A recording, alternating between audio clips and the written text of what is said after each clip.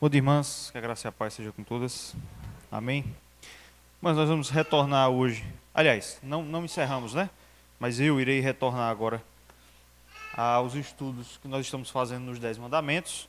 E nós estamos no sexto mandamento, que é não matarás, né? Então nós tivemos uma introdução hoje eu acho que hoje faz 15 dias, ou pode ter sido há mais tempo, não lembro. E na semana passada eu não estive aqui, vocês receberam um estudo aqui sobre a questão do aborto, não é isso?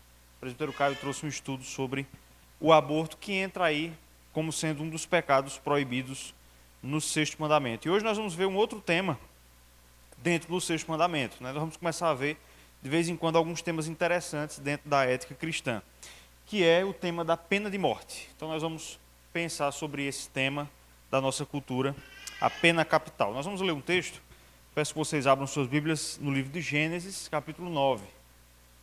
Gênesis, capítulo 9. Do versículo 1, nós vamos ler até o versículo 19. É um texto grande, mas nós vamos várias vezes falar nesse texto aqui. É importante que a gente leia e tenha uma noção geral daquilo que ele ensina. Gênesis, capítulo 9, do versículo 1 ao versículo 19. Vamos ler de forma alternada. Eu lerei o versículo 1, as irmãs o versículo 2, assim em diante. Gênesis 9, de 1 a 19. Todo mundo encontrou? Vamos ler então, alternadamente. A aliança de Deus com Noé. Abençoou Deus a Noé e a seus filhos e lhes disse: Sede fecundos, multiplicai-vos e enchei a terra.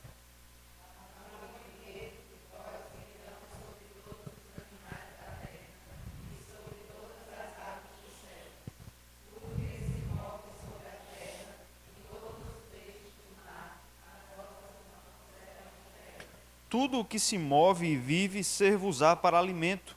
Como vos dei a erva verde, tudo vos dou agora.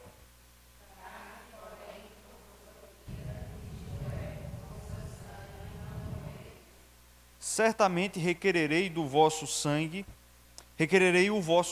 o sangue da vossa vida. De todo animal o requererei, como também da mão do homem, sim, da mão do próximo de cada um requererei a vida do homem.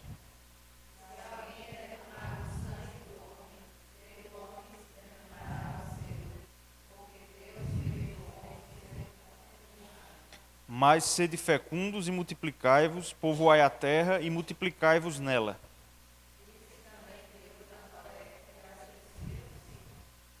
Eis que estabeleço a minha aliança convosco e com a vossa descendência.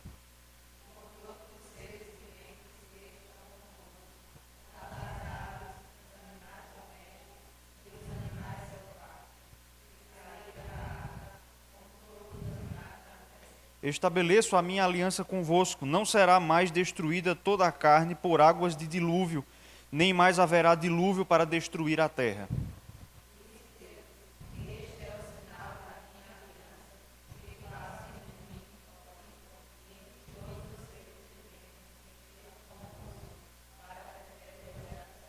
Porém nas nuvens o meu arco será por sinal da aliança entre mim e a terra.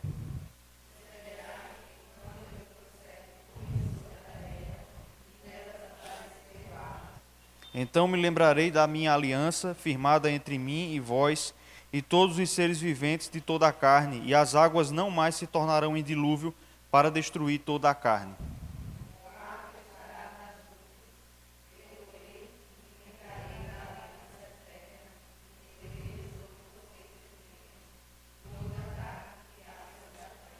Disse Deus a Noé: Este é o sinal da aliança estabelecida entre mim e toda a carne sobre a terra.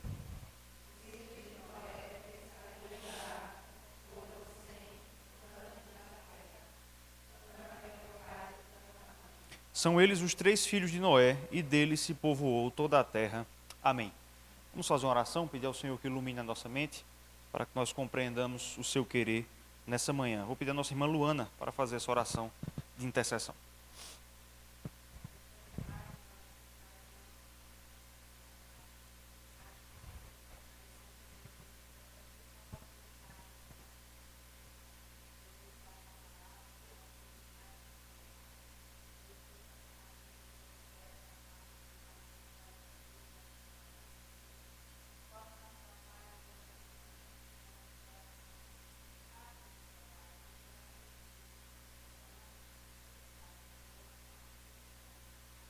Amém.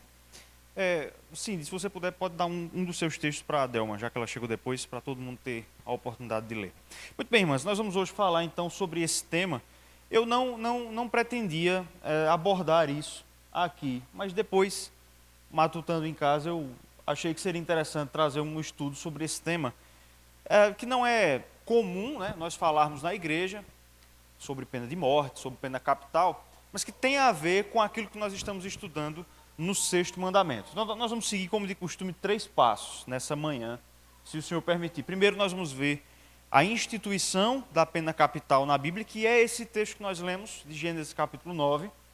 Vamos ver quais são os fundamentos, ou o fundamento de por que Deus colocou no mundo, né, por ocasião após o dilúvio, essa norma de justiça. Por último, de forma bem rápida, algumas aplicações. Mas antes de nós entrarmos nesses pontos, eu coloquei aqui uma introdução para tentar explicar um pouco por que nós vamos pensar sobre esse tema nessa manhã e delimitar algumas coisas sobre isso. Bom, a primeira coisa, e é a razão pela qual eu pensei em dar o estudo exatamente agora, já que semana passada vocês receberam aqui um estudo sobre o tema do aborto, o primeiro tópico que eu coloquei ali é pena capital, pena de morte e aborto. Por que é que eu escolhi pensei em falar sobre esse tema exatamente depois que nós estudamos aqui sobre o aborto? Porque vai ser muito comum, talvez você já tenha ouvido isso, é muito comum que incrédulos, principalmente descrentes, encontrem ou enxerguem contradição na nossa posição sobre esses 2 temas. Quando eu morava em Garanhuns, eu conheci um rapaz lá, descrente, mais do que descrente, um secularista, confesso, enfim, um crítico da fé, e ele muitas vezes acusava os cristãos de contradição, e eu percebi que era muito para mim isso, né? Ele acusava a cosmovisão cristã de ser algo contraditório usando esses 2 temas. Olha, é contraditório, vocês são contra o aborto e a favor da pena de morte.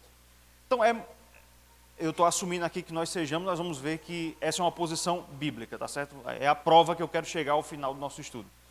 Então, muitas vezes os incrédulos vão encontrar essa aparente contradição. Se você é contra o aborto por causa da tutela da vida, então você não pode ser a favor de pena de morte.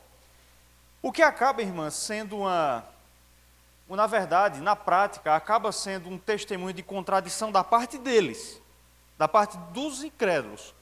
Porque o que vai acontecer muitas vezes é que eles serão contra a pena de morte, mas vão relativizar o tema do aborto. Mas serão favoráveis ao aborto em muitos casos. Era o caso, inclusive, desse conhecido meu. Ele, na verdade, está em contradição. Ele quer salvar a vida do assassino, mas não tem pena do feto da criança no ventre da sua mãe, tá certo? Então eu trouxe esse estudo exatamente para a gente ver por que não há contradição entre as 2 pautas e a relação também entre as 2. Então vejam só, para a gente delimitar o nosso tema aqui, vocês podem perguntar, tá bom? Podem falar, fiquem à vontade. Em quais casos, do que nós vamos falar nessa manhã? Em quais casos nós podemos defender a pena capital? Essa pergunta, irmãs, ela é importante porque, veja a informação que eu coloquei aí, o Antigo Testamento prevê a pena capital para cerca de 18 crimes. Quem fez essa pesquisa foi um teólogo chamado Rosas Rushdoni. Ele encontrou no Antigo Testamento 18 hipóteses em que uma pessoa poderia ser apenada com a morte. Então, por exemplo, blasfêmia, blasfemar o nome de Deus em Israel era apenado com a morte, o estupro era apenado com a morte. Havia alguns casos interessantes, por exemplo, cometer fornicação com a filha do sacerdote gerava pena de morte. Então, isso não acontecia com a pessoa comum, mas com a filha do sacerdote, essa era a pena prescrita. E entre elas também, entre essas 18, o assassinato, o homicídio, ele era punido com a pena de morte. Então, em quais casos nós vamos defender? Eu quero tentar mostrar para vocês que essa é uma posição bíblica. E desde já eu devo dizer que, apesar de haver entre os cristãos hoje, irmãs, pessoas que defendam que em todos esses casos deveria ser ainda hoje aplicada a pena capital, nós vamos ficar com a posição que é majoritária no cristianismo, que é a pena capital, ela deveria ser aplicada para os casos de assassinato doloso, que é aquele onde há a intenção de matar. Então, sempre que você assistir o jornal, não confunda. Culposo é aquele que não há culpa, ou melhor, não há intenção de matar. E doloso é aquele em que há dolo, a intenção de matar. Nós vamos defender então que é ainda da vontade de Deus, nos nossos dias, que a pena capital seja aplicada somente nesse caso, tá certo? Nós vamos deixar as outras 17 hipóteses aí em suspenso. Até aqui tudo claro, irmãs? Por que nós vamos estudar sobre isso e qual é o objeto exato da nossa análise? Então nós vamos então para o primeiro ponto, que é a instituição. Então a pergunta é, quando e onde Deus instituiu a pena de morte? E a resposta é na aliança, o que é que está escrito ali? Noaica. Aliança feita com Noé, que é o texto que nós acabamos de ler. Essa aliança, ela está descrita aí nos capítulos 6 a 9 de Gênesis, né, que é o texto exatamente que relata o evento cósmico aí do dilúvio. Então, já em Gênesis 6, de 17 a 22, a gente não vai ler esses textos. Deus, antes do dilúvio, ele já diz a Noé que iria fazer uma aliança com ele para salvá-lo da destruição da humanidade. Depois, essa aliança é repetida no capítulo 8, versículos de 20 a 22. E, por último, no texto que nós lemos, capítulo 9, versículos de 1 a 19. Então, nesse primeiro ponto, irmãos, nós vamos estudar rapidamente esse texto aqui, para entender a ocasião em que Deus colocou essa norma que está no versículo 6. Você deve ter percebido isso, que é quando Deus diz que quem derramar o sangue do homem terá pelo homem o seu sangue derramado. Então, nós vamos estudar rapidamente essa ocasião aqui para entender o contexto e o propósito dessa norma. O pacto com Noé, irmãs, é uma continuidade do pacto adâmico. O pacto noaico, a aliança com Noé, é uma repetição adaptada do pacto adâmico. Adâmico remete a quê na mente de vocês? A que personagem? Adão. Então veja, a terra acabava de passar por um dilúvio, da qual se salvaram apenas Noé, sua esposa, seus filhos, as esposas deles. Então vejam, toda a humanidade agora são essas 8 pessoas, mais ou menos. Então veja que Noé é um novo Adão aqui, tá certo?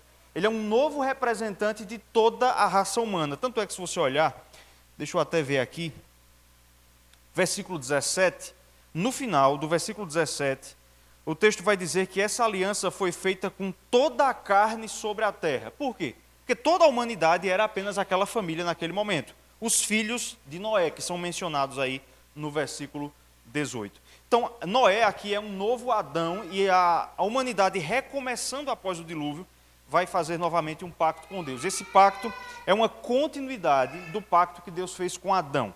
Então, eu distribuí esses textos aí, nós vamos ler agora as pessoas que receberam esses textos. Eu quero que vocês percebam como Deus vai dizer a Noé, quase que ipsis literis, aquilo que ele havia dito a Adão. Então vamos ver o primeiro texto aí, todos em Gênesis, né? Gênesis 6, 20.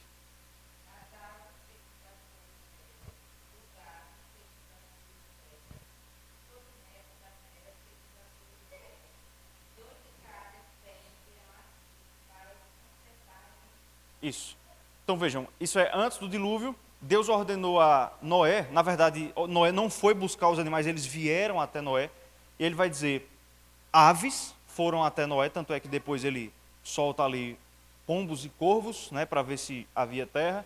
Aves, ele chama gado, que são os animais terrestres, e répteis. E se você lembrar lá do relato da criação, você vai ver que primeiro Deus criou as aves, depois ele criou os répteis, por último, já no 6º dia, ele criou o gado, os animais da terra. Então, é uma aliança feita com toda a raça também animal, tá certo? Assim como foi na criação. Qual é o próximo texto? 8, verso 17. Capítulo 8, versículo 17.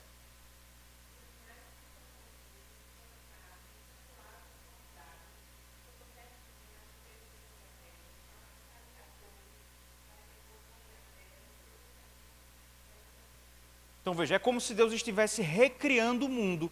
Assim como na criação ele colocou aves, répteis e animais terrestres, ele agora ordena que Noé expulse esses animais da arca para que eles povoem a terra, tá certo?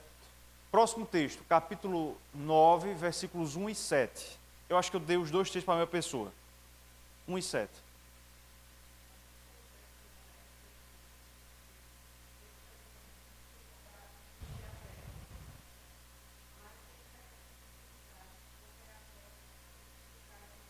Então Deus diz, sede fecundos, multiplicai-vos, verso 7, sede fecundos, multiplicai-vos, povoem a terra, multiplicai-vos.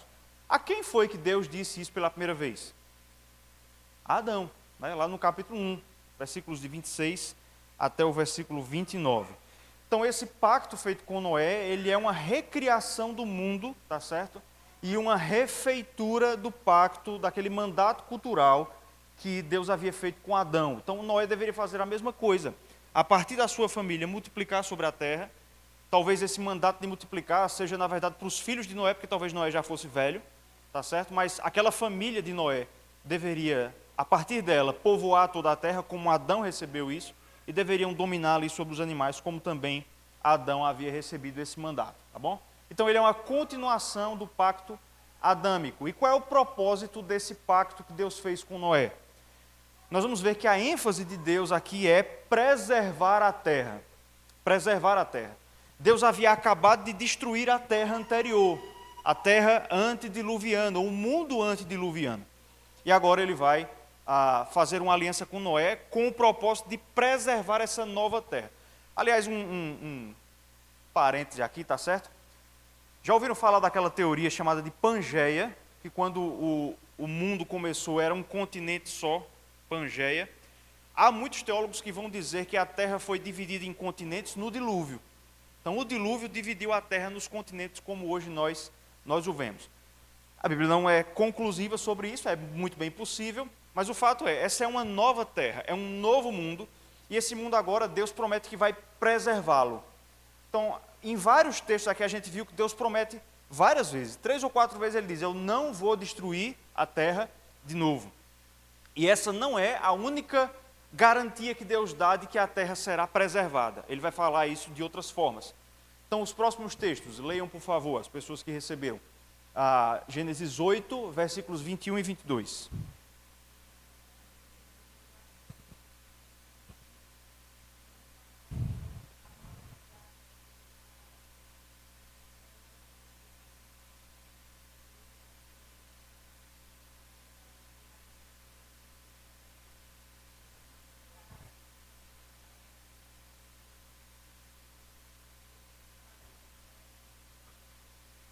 Isso. Então, preste atenção nesse texto aqui. Veja que no versículo 21, Deus diz que não irá destruir a terra de novo. Mas ele diz uma coisa assim, o desígnio do homem é continuamente mau. Eu quero que vocês me ajudem aqui. Por que foi que Deus decidiu destruir a terra com o dilúvio? Porque os homens eram maus. Na verdade, deixa eu até, para não citar errado aqui, capítulo 6, versículo... Há um texto aqui, versículo 5. Viu o Senhor que a maldade do homem se havia multiplicado na terra. Veja uma coisa, Deus, isso é importante para a gente chegar no ponto lá na frente. Deus diz assim, o homem vai continuar a ser mau. A raça humana ela não melhorou com o dilúvio, não. Ela continuaria a ser má, tá certo? Mas mesmo assim, Deus promete que não iria praticar o dilúvio novamente. Isso é importante, daqui a pouco eu vou dizer por quê, mas guarda esses dois fatos aí. O homem continuaria a ser mau. Veja, lá no final do capítulo 9, na verdade do texto que nós lemos, Moisés, que é o escritor de Gênesis, ele vai dizer assim, os filhos de Noé são Sem, Cã e Jafé. Aí ele dá um detalhe. Cã é o pai de quem? Canaã. E por que ele diz isso? Quem foi que escreveu? Moisés. Para quem? Para Israel. Israel deveria ir para que terra? Canaã. Onde viviam os cananitas, que eram tão maus quanto os homens antediluvianos. Moisés quer identificar os povos que Israel vai encontrar em Canaã com essa população antediluviana.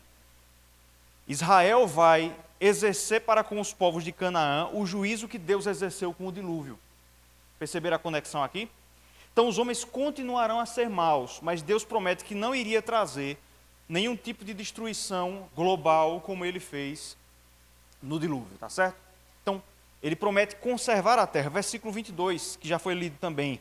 Enquanto durar a terra, haverá sementeira e ceifa, frio e calor, verão e inverno, dia e noite. Deus promete aqui, irmãs, que enquanto houver esse mundo pós-diluviano, Deus, ele promete manter uma ordem mínima no clima da terra, tá certo?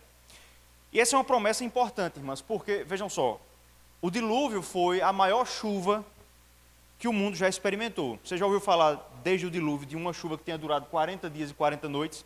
Tanto é que quando Noé prometeu, pregava ao povo que haveria um dilúvio, qual era a reação do povo?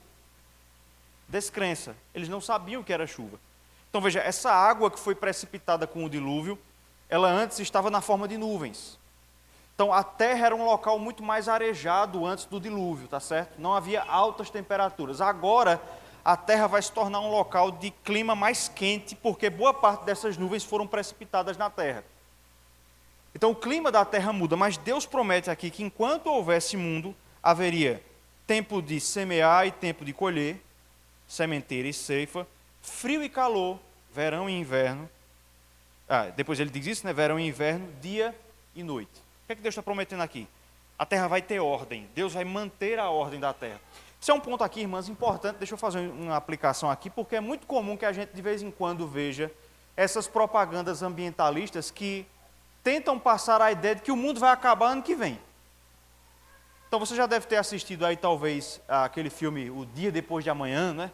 Que é lá de 2005 por aí, né? Que mostra uma mudança cataclísmica pela qual a Terra passa, não é? Uma era glacial em que a Terra se torna basicamente todo um polo norte. Veja, irmãs, isso é um ponto que a gente precisa pontuar aqui.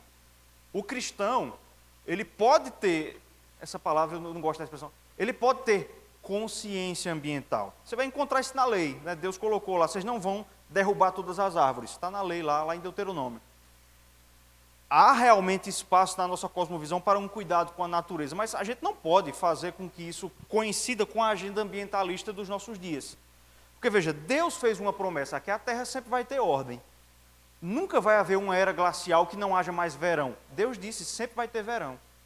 A Terra não vai ter esse aquecimento global que não vai ter mais inverno. Sempre haverá inverno. E é o que você vê acontecer. O pessoal propagandeia assim, a Terra está esquentando. Aí daqui a pouco, no ano que vem, a Groenlândia lá registra as temperaturas mais baixas nos últimos 80 anos. Então, o que é que isso mostra? Isso mostra que Deus prometeu que a Terra tenha ordem. A gente passa por uma seca grande, como foi aqui o caso de 2017 a 2019. Aí ano passado, como foi? Um dos melhores anos de chuva aqui na nossa região. É assim, a terra passa por esses ciclos. Deus prometeu que sempre haverá ordem nela. Há dificuldades, há um desequilíbrio na criação, mas Deus prometeu preservar esse mundo. Então a gente não precisa ficar desesperado, meu Deus, a gente só tem 5 anos, o mundo vai acabar. A terra vai deixar de existir e vai virar uma grande fornalha. Isso não vai acontecer, mas a gente não precisa entrar na agenda, digamos assim, louca, que nós vemos ser propagandeada hoje em dia, tá bom? Então, perceba o tema da preservação. Próximo texto, capítulo 9, versos 2 e 3.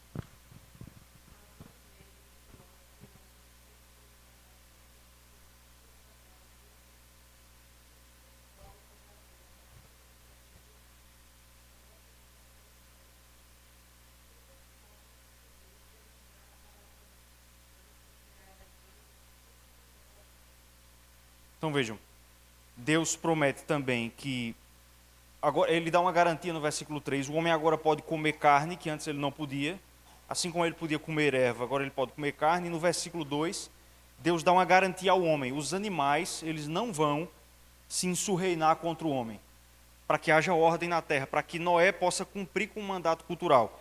Então, haverá pavor e medo nos animais em relação ao homem. É por isso que você vê, ainda nos nossos dias, né, isso vai ser por toda a era desse mundo, um animal que é muito maior do que nós tem medo do homem. Então você chega perto de uma vaca, a vaca ela se afasta, até mesmo um cavalo, um boi. Ele é muito maior do que você, ele tem muito mais força que você, ele poderia lhe matar com facilidade. Por que é que ainda assim ele tem medo? Porque Deus fez isso, Deus pôs medo nos animais para que o homem pudesse dominar sobre eles sem maiores dificuldades. Por fim, capítulo 9, versículos 11 e 15.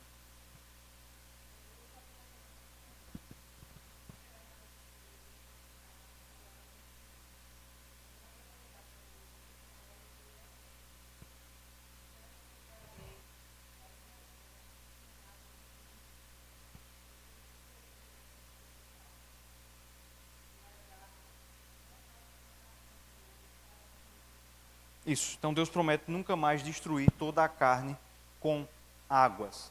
Então, quero que vocês percebam aqui que o fim dessa aliança, desse pacto, é preservar o mundo. É não permitir que os eventos que levaram ao dilúvio se repetissem, tá certo? Então, eu coloco aí uma nota dizendo assim: o fim horizontal da aliança parece ser, assim, estabelecer uma ordem e decência mínimas para o curso da história da humanidade depois do advento do pecado. Então, todos esses versículos que nós lemos, o propósito de Deus parece ser controlar o mundo para que não haja um pandemônio tão grande como houve antes do dilúvio. É controlar a maldade humana, tá certo? Então, eu trouxe aqui uma citação do O. Palmer Robertson. Ele diz assim, presta atenção nessa frase: por este decreto, ele está falando aqui das promessas que Deus faz no pacto com Noé. Por este decreto, Deus obriga-se a preservar a terra na sua presente ordem universal, até ao tempo da consumação, para prover uma apropriada demonstração histórica do destino último de um mundo sob o pecado. Deus consumiu a terra com o dilúvio. Este evento cataclísmico torna-se, mais tarde, o modelo do julgamento final da terra por Deus e a base para a refutação dos argumentos dos escarnecedores que zombavam da certeza de um último dia de acerto de conta. Então ele vai citar aí 2 Pedro 3, de 4 a 6, que a gente vai ler daqui a pouco. Mas antes disso, o que é que ele está dizendo aqui? Que Deus promete não mais destruir a terra, porque ele agora vai reservar essa terra para o julgamento final. O julgamento que será feito por Cristo. Lembra que Jesus uma vez ele disse assim: o Pai a ninguém julga, mas confiou todo o julgamento ao Filho. Veja, por que é que Deus prometeu nunca mais trazer dilúvio sobre a terra? Porque aqui ele já estava pensando em reservar o julgamento final ao seu Filho. Então o dilúvio agora ele serve como um lembrete para nós de que um dia o Filho exercerá esse julgamento em nome do Pai. Quem está com esse texto aí, abre e lê, por favor, 2 Pedro 3, de 4 a 6.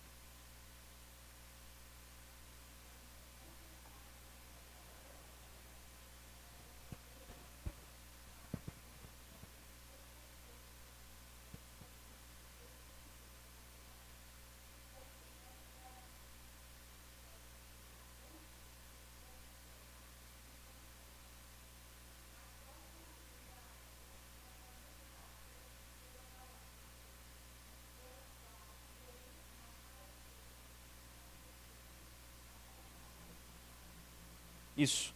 Então, do que é que Pedro está falando aí? De algumas pessoas que já no seu tempo, no tempo de Pedro, no tempo dos apóstolos, diziam: esse mundo nunca vai ser julgado, Deus nunca vai punir o pecado na terra.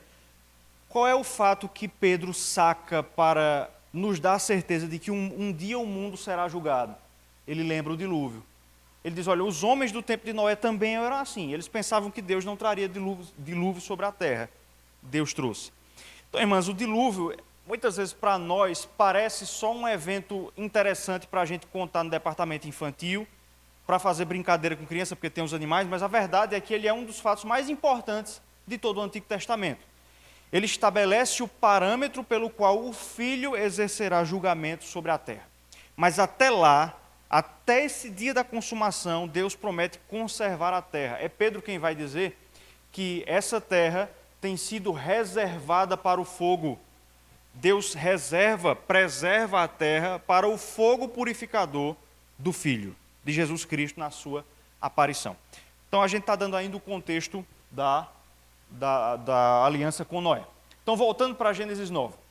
Como que tomando um símbolo da maldade do homem, que é referida lá no texto que a gente leu, capítulo 6, verso 5, Deus expressamente adverte contra o homicídio. Aí agora eu peço que você olhe para o capítulo 9, verso 6. Veja aí, Gênesis 9, 6. Se alguém derramar o sangue do homem, pelo homem se derramará o seu, porque Deus fez o homem segundo a sua imagem. Então veja, Deus quer evitar que aquela maldade que houve antes do dilúvio, ela se repita. E para simbolizar isso, ele traz aqui a lume, ele traz à memória aqui o crime de homicídio, tá certo?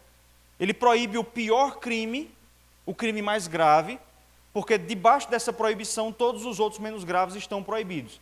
E se você parar para pensar, Moisés, ele escrevendo Gênesis, ele se preocupou em deixar isso na nossa mente, porque antes do dilúvio, Moisés narra 2 homicídios. Quem lembra quais são?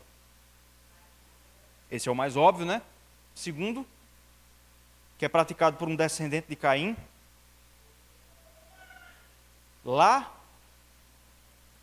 Labão, não. Lameque. Lembra daquele texto lá? Um indivíduo pisou no meu pé e eu o matei. Então vejam, o homicídio ele já aparece aqui na descendência de Caim como um símbolo da maldade humana. Por isso, Deus traz esse mandamento aqui, para evitar que homens maus, como Caim e Lameque, pudessem matar à torta e à direita por qualquer motivo, como eles fizeram, sem nenhuma punição.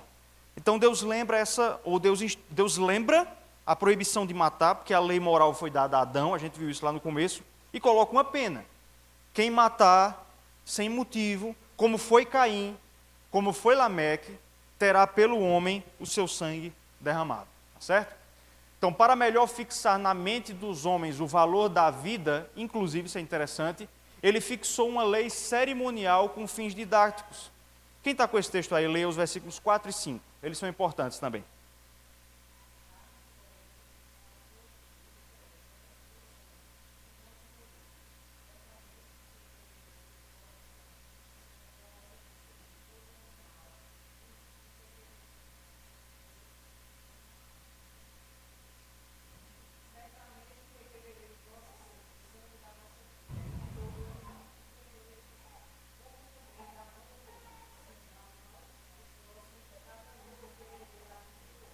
Isso. Então vejam, antes de anunciar a proibição do homicídio, Deus coloca pelo menos duas leis cerimoniais aqui. A primeira é do versículo 4. Deus proíbe os homens de comerem carne com sangue. Então, no Antigo Testamento, irmãs, e vocês devem saber disso, os judeus, e nós vemos aqui que Deus colocou essa norma para todos os homens antes de Cristo, nenhum deles poderia comer carne com sangue. A gente vai encontrar isso na lei, carne sufocada. Então, o sarapatel que você come hoje com grande alegria, ele não poderia ser comido na antiga aliança. Deus explica por quê. Ele traz uma simbologia, porque o sangue é a vida. Ele faz uma associação do sangue com a vida. Tanto é que no versículo 5, Deus vai dizer que a vida deveria ser compensada com o sangue.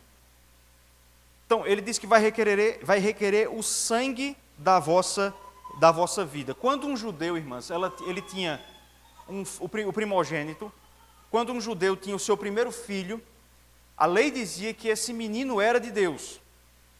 E para que esse menino não fosse morto, o judeu precisaria sacrificar em seu lugar. Então você lembra daquele texto lá em que José oferece um pássaro por Jesus? Pássaro era a oferta dos pobres, daqueles que não tinham condições de dar um animal maior. Por que José precisa sacrificar um animal em lugar de Cristo? Porque o primogênito, e o primogênito da família, da chamada família sagrada, foi Cristo, era requerido por Deus. Então, no versículo 5 aqui, você tem os sacrifícios instituídos. Então, a associação que Deus faz o sangue é a vida. Então, ele coloca essa lei aí, vocês não podem comer carne com sangue, porque o sangue é a vida. Essa lei, irmãos, permanece? A resposta é não. Por que nós sabemos que essa lei não permanece? Porque o Novo Testamento ensina isso. Porque em Atos capítulo 15 você vai encontrar expressamente os apóstolos ensinando que as leis dietéticas, as dietas do Antigo Testamento, elas cessaram. Então hoje não tem nenhum problema, tá bom? Você comer a sua carne com sangue, não exagere, viu? Porque faz mal, mas é muito bom, viu? Dia de domingo, de sábado, é muito bom. Mas por que Deus instituiu essa lei, irmãs? Com fins didáticos. Para que o povo entendesse o valor da vida. Então, para tornar mais didático o valor da vida, Deus proibiu que o povo consumisse sangue. Para chegar no versículo 6, vocês não devem derramar o sangue do homem, a vida do homem, porque o sangue é a vida. Por exemplo, testemunhas de Jeová, por não compreenderem bem esse texto aqui, eles vão ser, por exemplo, contrários à transfusão de sangue. E onde é que eles tiram isso? Desse texto. O sangue é a vida. Então você não pode transferir a sua vida.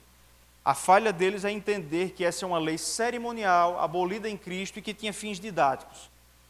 Veja, a confissão de fé vai dizer que o Antigo Testamento é o tempo da menoridade. Então essas leis, elas eram necessárias para afirmar um princípio, o valor da vida que aparece no versículo 6.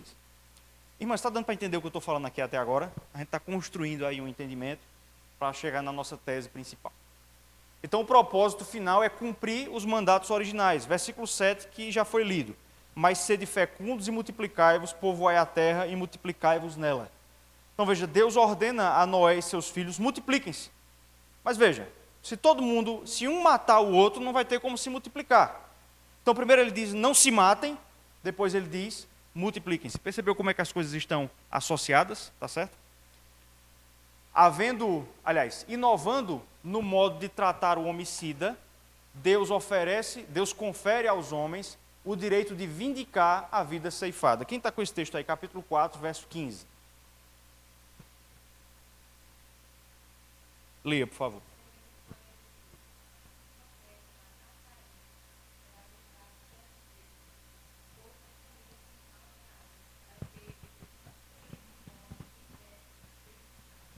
Então vejam, Caim matou Abel, como nós bem sabemos, e veja que Deus ele proíbe que qualquer pessoa matasse Caim. A gente vai explicar por quê mais na frente.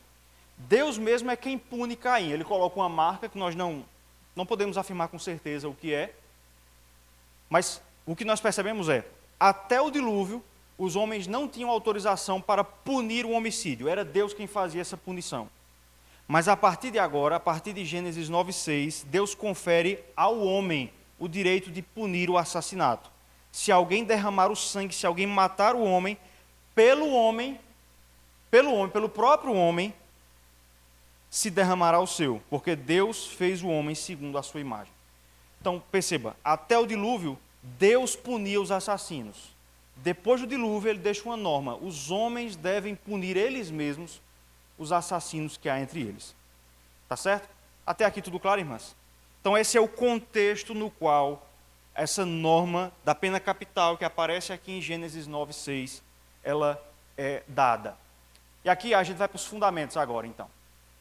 Eu queria colocar isso aqui de maneira bastante tópica. Você vai encontrar entre os cristãos muitos que são contrários à pena de morte e muitos outros que são favoráveis. Hoje mesmo, de manhã, antes de vir para cá, eu estava vendo alguns vídeos sobre isso.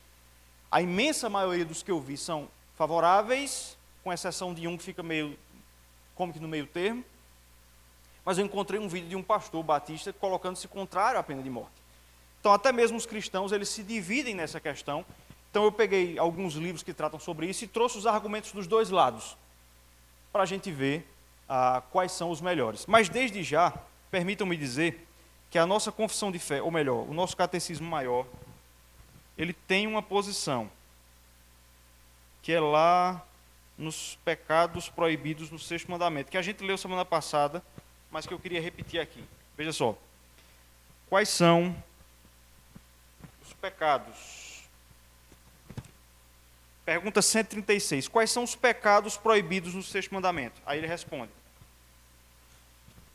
Os pecados proibidos no 6º mandamento são tirar a nossa vida, o suicídio, ou a de outrem, homicídio. Aí agora, exceto no caso de justiça pública. Então, a Igreja Presbiteriana do Brasil, em seus documentos de fé, tem uma posição, a de que a pena de morte, se não obrigatória, mas pelo menos possui respaldo bíblico. A Igreja Católica também tem uma posição sobre isso. O Catecismo da Igreja Católica ensina que a pena de morte tem amparo bíblico. Muito embora, nos anos 90, o Papa João Paulo II ele soltou uma encíclica ensinando que os governos deveriam evitar a pena de morte. Então, a posição da Igreja Católica hoje em dia ela é difícil de você definir, tá certo? Mas no catecismo deles, que é do Concílio Vaticano I, é ensinada a biblicidade da pena capital. Mas vamos começar então pelos argumentos contrários. Quem é contra, coloca geralmente o que no debate? Primeiro, eles vão dizer, Gênesis 9:6 não é um mandamento. Então o primeiro argumento colocado é, esse texto aqui não é um mandamento. Deus está apenas dizendo o que vai acontecer. Se você matar outra pessoa, olha, cuidado, porque essa pessoa vai vir atrás de você. É como se Deus estivesse simplesmente anunciando as consequências sociológicas, digamos assim, de tirar a vida do outro. É como se fosse apenas um aviso da parte de Deus, mas não uma lei. Por que esse argumento ele é problemático? Alguém consegue me ajudar nessa questão?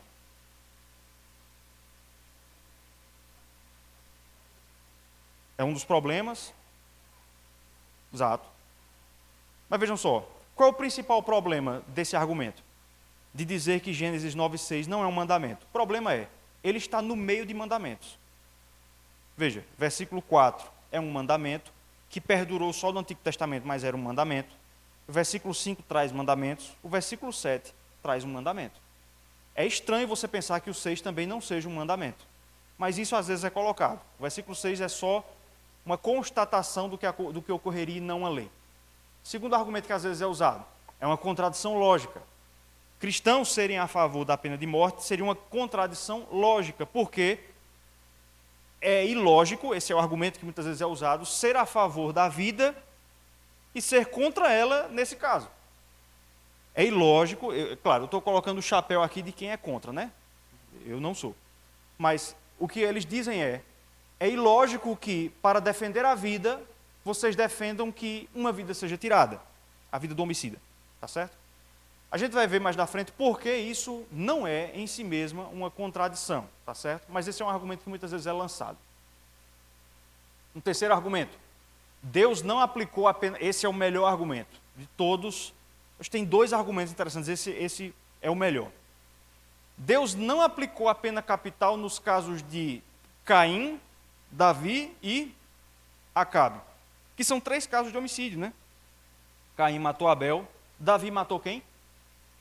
Por interposta pessoa, Urias, e Acabe matou Nabote.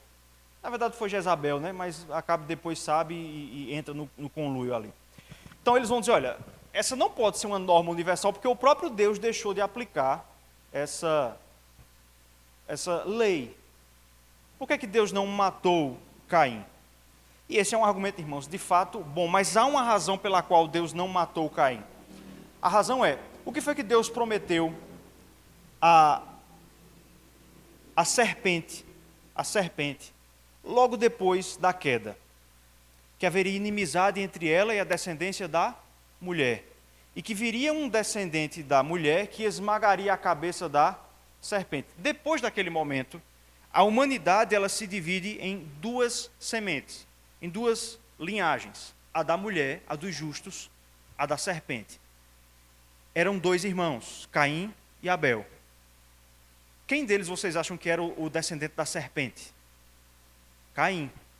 Então vejam, se Deus matasse Caim, ele não poderia cumprir a promessa de Gênesis 3,15. Ele precisava conservar a linhagem da semente para que ela fosse destruída por Cristo na cruz. Então há uma razão pela qual Deus, nesse caso, não fez isso. Mas veja que Deus confirma a norma. Porque ele vai dizer assim, quem encontrar com Caim e o matar, o que é que vai acontecer com ele?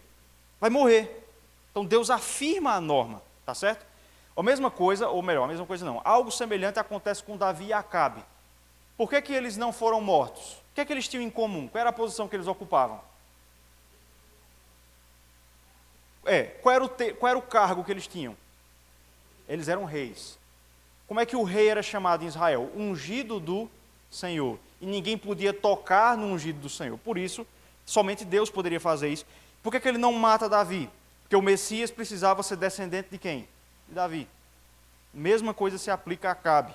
Então, a linhagem dos reis de Israel ele é um caso específico, como é também Caim. São personagens históricos muito localizados na história da redenção. Então, há uma explicação de por que Deus não matou essas pessoas. Sim.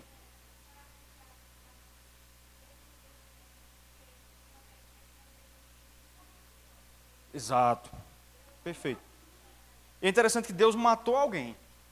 Ele matou o filho, fruto ali da relação de Davi e Batseba, né? Que inclusive é uma grande chave para a gente pregar o evangelho. Um substituto morreu no lugar de Davi.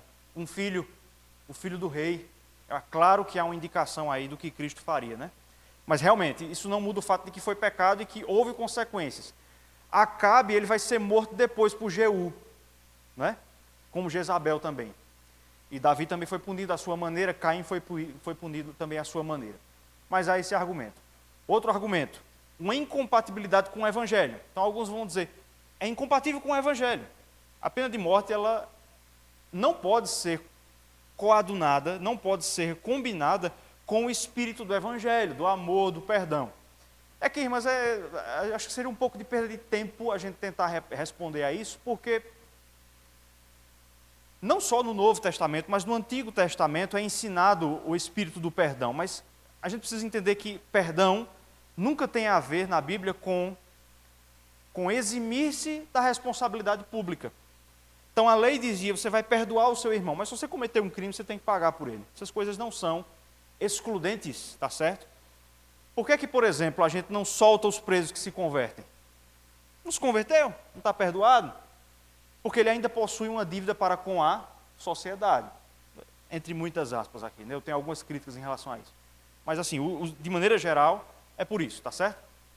Então, e por último, alguns vão dizer, há um risco de erro judicial e isso não ressocializa o condenado. Claro, né? Vai ser morto, não pode ser ressocializado. E também o risco do erro judicial. Se o inocente for condenado, deu ruim para ele, né? Não tem mais chance. Tem um filme sobre isso, viu? Eu acho que há muitos anos atrás era para eu ter trazido o nome. Tem um filme que mostra alguns ativistas, acho que são universitários, contra a pena de morte em um dos estados americanos. Muitos estados americanos têm pena de morte. Eles tentam ali fazer levantes políticos para tentar abolir a pena de morte. E no final, dando o spoiler aqui, né, do filme, o personagem principal, ele faz um estratagema lá e ele acaba se acusando erradamente de um crime capital. E ele é morto. E depois da sua morte é revelado ali um vídeo que mostra que ele era inocente. Então ele deu a sua vida para tentar provar os problemas da pena capital, como um inocente poderia ser condenado. Pode falar assim.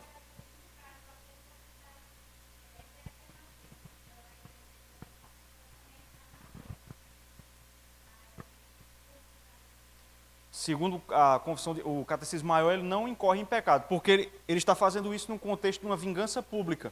Não foi ele que foi lá e se vingou privadamente, à calada da noite. Ele fez isso em nome do Estado. Isso é bom, isso aí. Foi bom eu ter dito isso, porque em Gênesis 9:6, a gente vai encontrar Moisés dizendo, deve morrer pela mão do homem. Aí Paulo vai interpretar isso em Romanos 13. Quem é esse homem? É o magistrado, é o Estado. Então, não há pecado, né? Não há pecado. Mas, oi?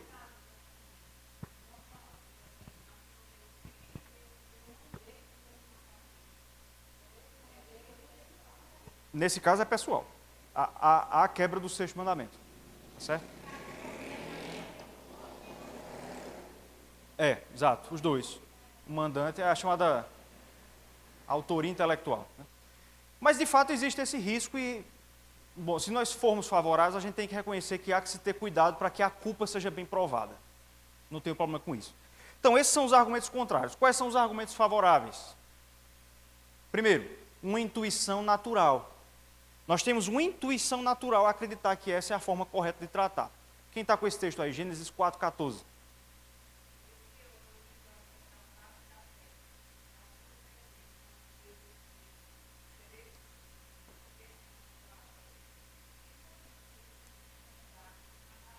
Isso é Caim falando, né, para Deus.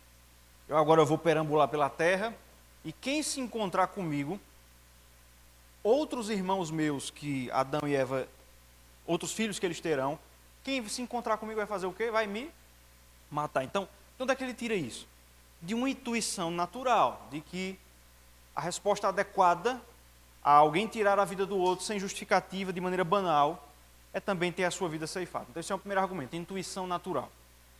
Segundo, um direito natural, ou seja, a pena de morte ela corresponde à noção básica de justiça que aparece na Bíblia. Vamos ler esses textos aí, Gênesis 4, 10 e 15, Êxodo 21, de 23 a 25 e Levítico 17 e 11.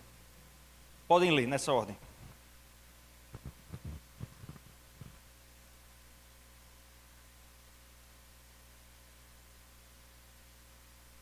Só está o 10 aí? Leia só o 10 então. Alguém ficou com 15? Não? Então você leu o 10 e o 15. Pode ler os dois.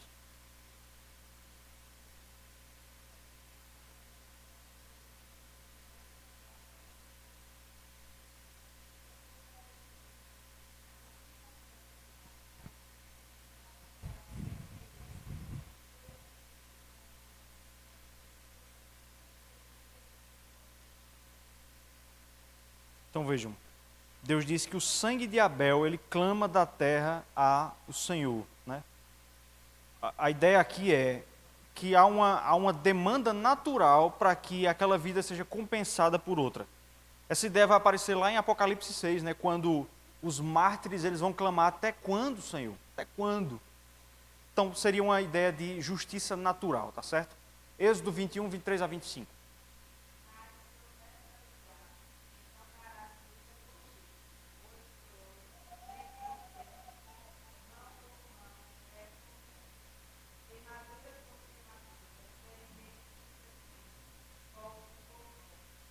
Então, qual é o padrão de justiça da lei de Deus? Proporcionalidade. É mão por mão, não é dedo por mão. Você arrancou meu dedo, me dê sua mão. É golpe por golpe, tá certo? Então, nesse sentido, se esse é o padrão de justiça, aquele que tirou a vida do seu irmão deve pagar com também a sua própria vida. Isso serve, irmãs, inclusive para a gente ver de maneira bíblica algumas situações. Por exemplo, de vez em quando a gente recebe essas notícias aí de que algum brasileiro é preso na Indonésia, né, por tráfico de drogas. E qual é a pena para tráfico de drogas lá, em muitos casos? Morte. Isso não é bíblico, porque isso fere a proporcionalidade bíblica. Você só deve pagar com a vida se você tirar a vida de alguém, tá certo? Então, essa é uma extrapolação do padrão de justiça bíblica. Por último, Levítico 17, 11. Por último nesse ponto, né?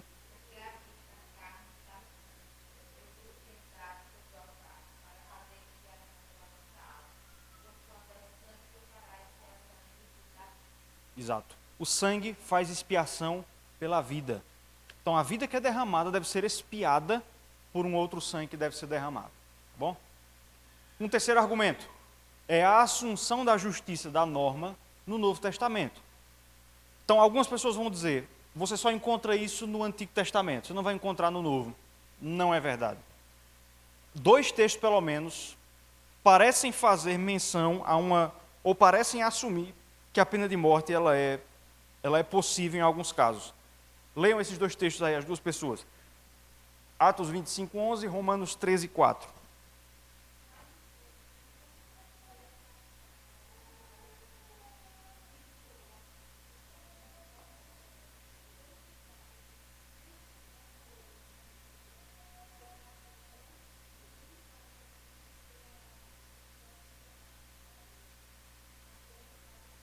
Isso. O que é que Paulo disse? Se eu cometi algum crime digno de morte, então algumas pessoas vão dizer: tá vendo? Paulo assume a justiça da pena de morte. Eu confesso, irmãos, que esse é um argumento que eu não acho muito forte, porque me parece que Paulo está falando da legislação romana ali, e não do padrão bíblico de justiça. Mas, de toda forma, ele menciona isso, a pena de morte. E por último, ou melhor, o próximo texto, Romanos 13, 4.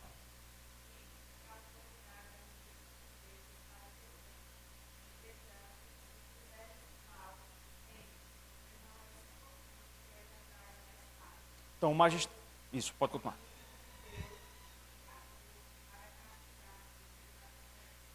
Então, o magistrado é ministro de Deus, vingador, e o que é que ele carrega na mão? Uma espada. Qual é a ideia? Exercer a força. O que inclui, não apenas, mas inclui também, ministrar a morte por vingança pública. Veja, quando Deus expulsou Adão e Eva do jardim, ele colocou anjos que portavam o quê? Na entrada do jardim? Espadas. Porque se Adão tentasse voltar, ele seria morto pela espada do anjo. Então, a ideia de conduzir consigo a espada é exercer a força, podendo chegar até a aplicação da pena de morte. Então, no Novo Testamento, essa ideia, ainda que tangencialmente, ela aparece, tá bom? Por último, um argumento favorável é o caráter não civil ou cerimonial da aliança noaica. O que a gente quer dizer com isso? A aliança que Deus fez com Noé, onde aparece a pena de morte, ela não é uma lei cerimonial. Quem está com esse texto aí? Gênesis 9, versos 9 e 10.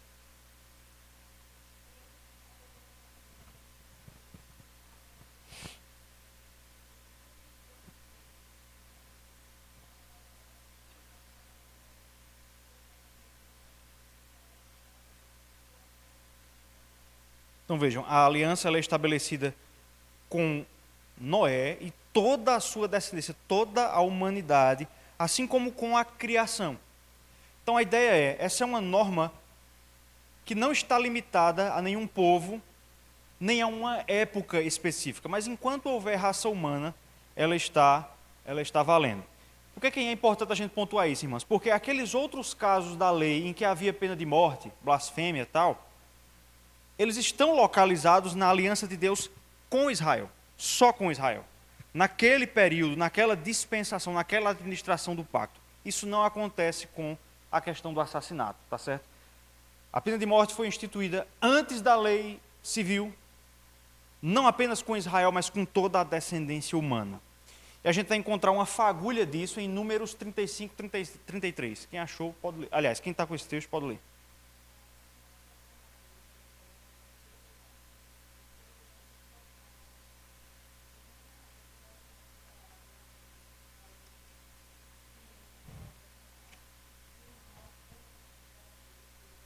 Isso. Então veja o que é que Moisés diz na lei. O sangue profana a terra. Quando alguém mata outra pessoa, a terra é profanada. Ele dá uma norma aqui. Qual é o contexto aqui, irmãs? Alguns crimes que eram dignos de morte na lei, você poderia evitar a morte com uma indenização. Então, para que a pessoa não morresse, se, por exemplo, tivesse fornicado com a filha do sacerdote, você poderia ofertar algo. Mas Deus dá uma exceção aqui. No caso do homicida, em nenhuma hipótese ele pode substituir a pena de morte por alguma oferta. Em nenhum caso, em nenhuma hipótese. Ele tem que pagar apenas com o seu sangue. Mostrando que o caso do homicídio ele se descola dos demais casos como uma norma perpétua de justiça, tá bom? Então esses são os argumentos favoráveis. E a gente percebe aqui que dos dois grupos, aquele que se mostra mais biblicamente fundamentado são os argumentos favoráveis. Caminhando para o final, quais são as questões cruciais? O que é que nos faz crer, e eu estou seguindo o catecismo maior, o que é que nos faz crer que a pena de morte, para o caso do homicídio doloso, ele continua sendo uma norma justa? Em primeiro lugar, a vileza, o caráter vil, né, de provocar a morte é uma afronta à imagem de Deus. Foi o que Deus disse lá em Gênesis 9:6. Vai ter o seu sangue derramado porque matou aquele que é a imagem de Deus. Tá certo? O fundamento é a imagem de Deus no homem. Semelhante ao pecado original, que atraiu a punição capital. Vamos ler esses dois textos, duas pessoas, Romanos 6:23, Hebreus 9:22.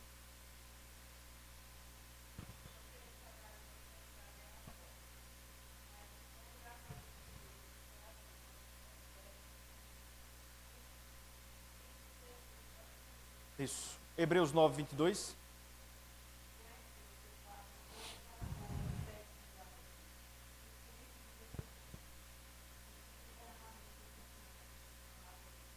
Então veja, o pecado tem como salário a morte, e para que esse pecado fosse remido, foi necessário o derramamento do sangue de um inocente. Então veja, irmãos, por que Deus nos matou, vou colocar assim, depois que nós pecamos?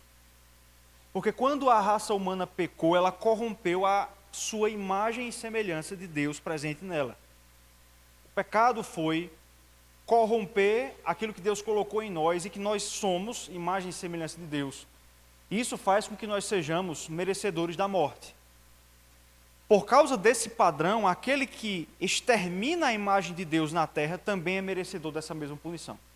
Então, quem coloca essa norma de justiça é o padrão do próprio Deus, tá certo? Atentar contra a vida do próximo é atentar contra a imagem de Deus. Segundo lugar, nada, a não ser uma rigorosa punição pública que afirme o valor da vida, pode evitar a escalada do mal no mundo caído. Uma segunda razão, que é importante para a gente entender essa questão, é: Deus colocou essa norma de que aquele que mate seja morto, para que a maldade no mundo não escale. Então você mata o problema ali. Aquele indivíduo que tirou a vida do próximo, ele deveria ser rapidamente julgado, testemunhas, provou-se a culpa, que era o que acontecia em Israel, ele era morto, apedrejado. O que acontece com o problema? Morreu. O problema não escala. Não sei quantos de vocês já ouviram falar de uma história de duas famílias dos Estados Unidos, chamada Hatfields e McCoys. Já ouviram falar disso? Não. Já tem até uma série, uma minissérie, olha, assista, é bom, viu? Essas duas... É verdade. Hatfield e McCoy foram dois homens que lutaram juntos na Guerra da Secessão nos Estados Unidos, tá certo? E um deles deserta da guerra ali. Eles eram amigos na guerra, né? Mas com a deserção de um deles, eles já, quando a guerra acaba, eles voltam para o seu condado ali, salvo engano, na Virgínia, e já há uma animosidade entre eles. É o que acontece. Um membro dos Hatfields, eu acho, mata um McCoy, ofende um Hatfield. Aí o Hatfield, veja, ele foi ofendido. Qual é a pena? O que é que deveria ser feito? Ofenda ele também, pronto. Empatou, acabou. Ele mata o cara que o ofendeu. Ele extrapolou a justiça bíblica. E aí começa uma guerra dos Hatfields e McCoys, um matando o outro. Resultado, isso termina quase numa guerra civil entre dois estados dos Estados Unidos. E aí, faz uns anos atrás, os representantes das duas famílias celebraram 150 anos da trégua. Eles fizeram uma trégua mesmo. É exatamente isso que a lei queria evitar, a escalada da violência. Então você pega logo o culpado, quem matou, vinga, a família se sente vingada e a coisa acaba, tá certo? Então, Deus coloca essa norma para evitar a escalada do mal na terra. E aqui, ó, tem uma citação interessante desses dois comentaristas aí, que eles dizem assim: se Deus, por causa da inata pecaminosidade do homem, não mais trouxesse um julgamento exterminador sobre a criação terrena, veja, foi o que Deus prometeu, nunca mais eu vou destruir o povo com água. Mas se ele dissesse só isso, o que era que ia acontecer? A maldade iria escalar até um nível inimaginável. Aí ele diz aí, seria necessário que por mandados e autoridades, o Estado, ele erguesse uma barreira contra a supremacia do mal e assim lançasse o fundamento para o desenvolvimento civil bem ordenado da humanidade, de acordo com as palavras de bênção que são repetidas no versículo 7, mostrando a intenção e o objetivo desse novo período histórico. Então, o que é que ele está dizendo aqui?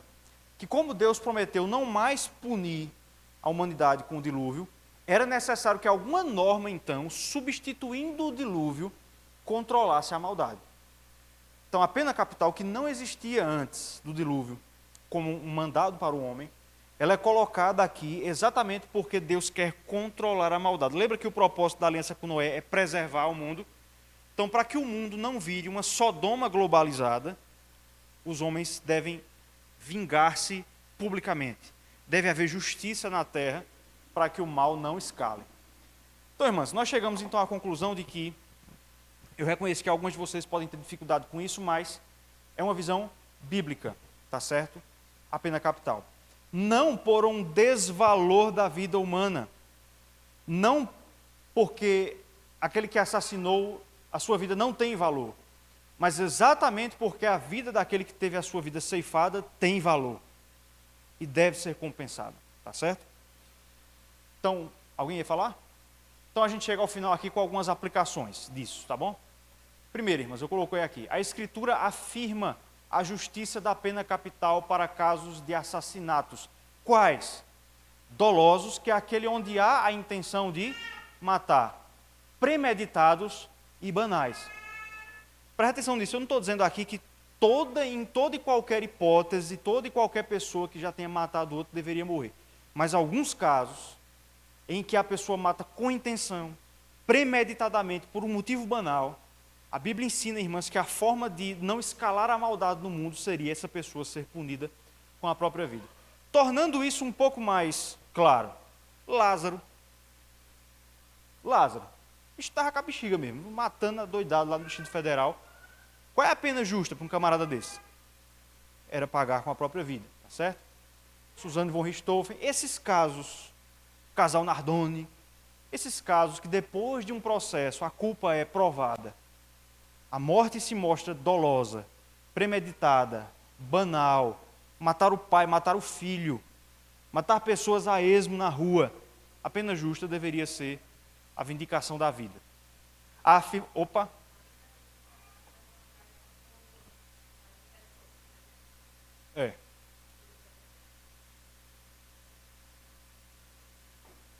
Exatamente.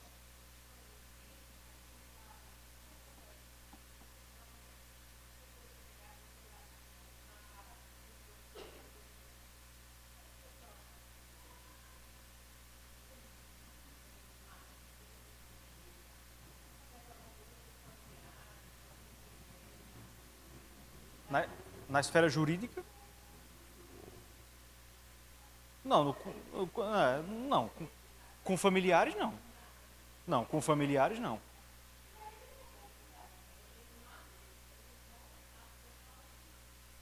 Não, com familiares não, porque a norma é a pessoa, é uma pena pessoal, não pode ser transferida para ninguém. O que pode acontecer, e acontece inclusive, não a família, mas na verdade a herança daquela pessoa, os bens que aquela pessoa deixou, responderem pelos prejuízos causados. Isso é o máximo que pode acontecer, mas com familiares não. Então, caminhando para o final aqui, rapidinho. A afirmação dessa norma de justiça pelos cristãos não representa nenhuma contradição em sua cosmovisão. Terceiro, o conjunto do ensino da Escritura parece ensinar que essa pena deve ser ministrada de forma pública em um contexto de reconhecimento do processo de vingança. Então, em outras palavras, irmãs, rapidinho aqui, 1 minuto. Não é que eu vou me vingar privadamente. Alguém matou uma pessoa da minha família, eu vou lá, vou fazer.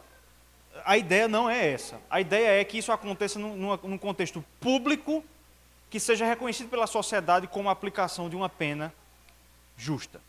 Por último, a justiça de Cristo na cruz deve ser proclamada como a única possibilidade de redenção do homicida. Então, algumas pessoas vão dizer assim, a pena de morte ela é problemática porque você condena o camarada ao inferno. Isso não é um bom argumento, porque você encontra na Bíblia crentes praticando homicídio doloso. Davi foi um caso. Então, um salvo, numa situação de pecado reinante no coração, ele pode vir a fazer isso. Mas é um bom gatilho, irmãs, para a gente lembrar o fato de que o evangelho deve ser pregado também aos homicidas.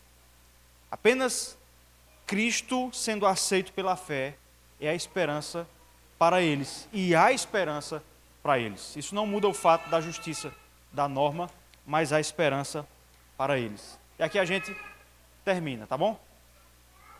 Para terminar, irmãs, sobre esse ponto de Cristo aqui, é interessante, você deve perceber que em Gênesis 9, além da questão do sangue, Deus deixou um outro sinal da aliança com Noé. Que sinal é esse? Um sinal visível. O arco-íris. Que no texto aqui, se você percebeu, ele é chamado apenas de arco. E por que Deus instituiu um arco-íris como sinal da aliança com Noé? Porque o arco-íris tem a forma de um arco e flecha. E veja, quando o arco-íris aparece, ele está apontado para onde? Para o céu. Então, a ideia que Deus coloca aqui é, para perdoar a humanidade, ele apontaria o arco para si mesmo. Ele receberia a pena no lugar da humanidade, o que ele fez em Cristo Jesus. Ele poderia ter apontado o arco para a humanidade, destruído a humanidade inteira, mas ele preferiu aplicar a pena em si mesmo, para que a humanidade ainda tivesse esperança de redenção. Então, a possibilidade de pregação para essas pessoas. Tá bom, irmãs? Eu sei que esse é um estudo que a gente não tem como aplicar na prática, a gente não vai sair matando as pessoas por aí, nem poderíamos. E a nossa Constituição coloca a proibição de pena de morte como cláusula pétrea. Então, só outra Constituição. Mas serve, irmãos, para que nós entendamos o valor da vida e como nós, cristãos, devemos afirmá-la e defendê-la na nossa fé. Amém? Semana que vem não teremos a classe, será o culto pela manhã, só haverá culto pela manhã. Mas de hoje a 15, se Deus quiser, voltaremos a falar sobre esses assuntos. Opa! Eu sou totalmente favorável. A gente vai falar sobre isso, de hoje a 15. Esteja aqui. Vamos falar sobre isso. Deus abençoe, irmãos.